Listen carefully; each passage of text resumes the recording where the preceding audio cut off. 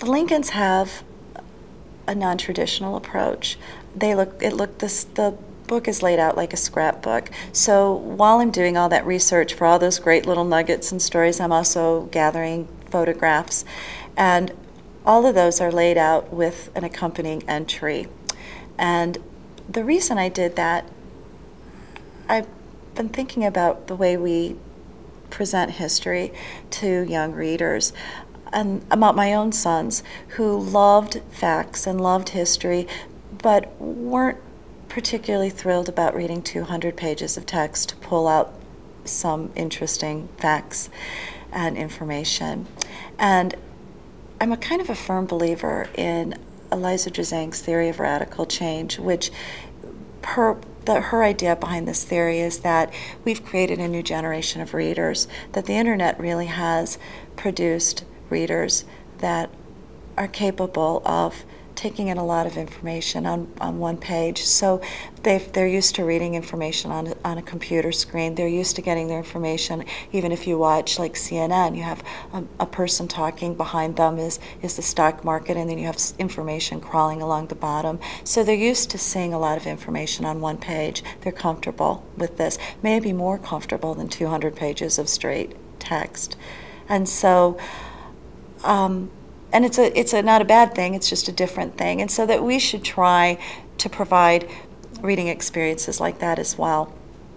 I loved that theory, and it fits in with my own thinking about American history, or about history in general, is that if you give kids the historical evidence, and this is what the Lincolns does, when you have photographs and you have entries underneath, the reader can approach the book, they can read it from beginning to end, and it does have a narrative arc. It does have a story, history, a story, but each individual piece also is a story with a narrative arc, beginning and end.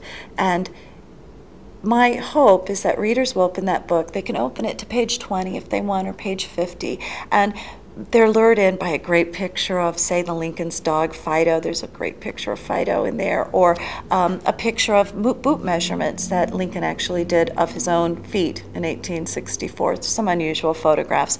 That they'll be lured in by that photo, and that they'll read the entry underneath, and having read that entry, they'll have learned one or two interesting things about Abraham or Mary Lincoln or their family, and then they'll be compelled to read something else. So then they flip to chapter 1, and they read about Abraham Lincoln's life in Indiana. And then they flip to perhaps chapter 8, and they read about Mary Lincoln's very sad death scene on her deathbed. And they flip to chapter 4, and they read about the Battle of Gettysburg. And even though they're not reading in order, what they are doing is building their own understanding. They're taking all those individual pieces of history, evidence, if you will, and they're putting them together themselves to form their own vision, their own picture of Abraham and Mary Lincoln. And as everyone knows, if you form your own picture based on what connects with you, then you own it. It's more than just a fact. It becomes personal. It really does become part of you, part of that familiarity that I talked about with the Lincolns before. And so that's my hope, is that they can work like historians themselves and build their own understanding.